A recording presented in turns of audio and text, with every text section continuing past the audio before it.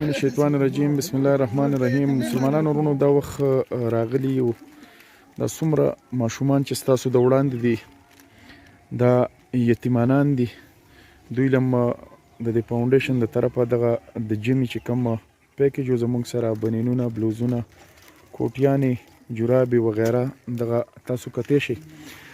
خو دا د ګل په شان ماشومان چې کوم دي دا تاسو کتی شي دي په دې یخنۍ کې او بیا په دې جړۍ کې دا د ګل په شان ماشومان چې کوم دي دا بې پیزاره، بې جرابو، دغه نور هم تاسو کتی شي.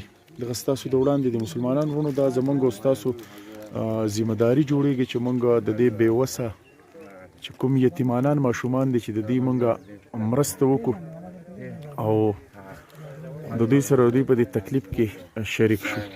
دغه ستاسو د وړاندې دي په دې کې دلته یو ماشوم دی چونکې سکول وای زویا څه تکلیف دی تا ته او څه به وایې؟ یتیم یې؟ څه به وایې؟ څه دې پکار دي؟ بوټان او کپړې دې پکار دي؟ د سکولو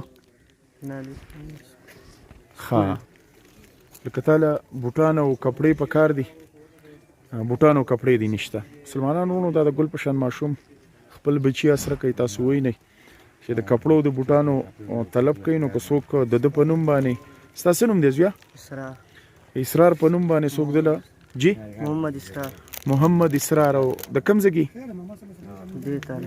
نه د دې ځګي سن مټي ښه د مټي دی. او که څوک وله کپړې او بوټان اغستی شي نو او ښېګړه کولی شي. دغه تاسو وینئ ستاسو د وړاندې دي. جبران بھائی دا څو ماشومان دي؟ دا 12-13 کسان دي. نه دا اوس دلته څو ولاړ؟ 12 کسان دي. 12 ماشومان دي. دوی ته څه میلاو شو؟ دوی ته بنین میلاو شو، جرابې، پکول او لاسپیلې میلاو شو، بلوزونه میلاو شو. ښه دا نور ملګري دا ماشومان دي د دوی د دې ځینو ماشومانو پیزار نشته. دوی د پیزار غواړي چې پیزار موږ له راوړي. نو څه وی دی صاحب استطاعت خلکو ته څه وی؟ دې خلکو ته زه دا پیغام ورکوم چې دې د دوی سره مرسته وکړي، د دوی سره د دې غریبانو سره ودرېږي او د چا چې څونه وس دس کېږي د دوی سره دې خپل امداد وکړي. ټیک ده جبران بھائی، اواز تاسو واورېدو او دغه ماشومان د ګل په شان ماشومان هم تاسو لیدی شئ. نو چې د چا څومره وس دس کېږي تاسو مهرباني وکړئ چې د دې یتیمانانو سره مرسته وکړئ.